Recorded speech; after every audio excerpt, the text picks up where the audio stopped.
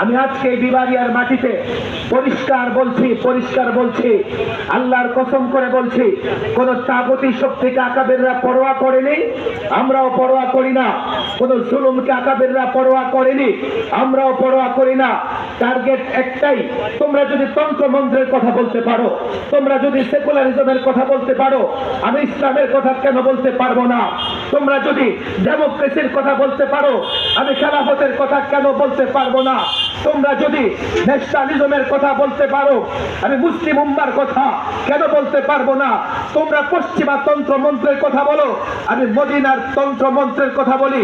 আমার টার্গেট, আমাদের টার্গেট, ওলামাদের টার্গেট, রাষ্ট্র চলবে মদিনার তন্ত্র মন্ত্র দিয়ে, কোরআন সুন্নাহ দিয়ে। যতদিন এই জমিনে, এই ভূখণ্ডে, এই অঞ্চলে কোরআন সুন্নাহর শাসন কায়েম না হয়, লড়াই হবে, লড়াই চলতেই থাকবে। কোন শক্তি আমাদের লড়াই চালিয়ে রাখতে পারে।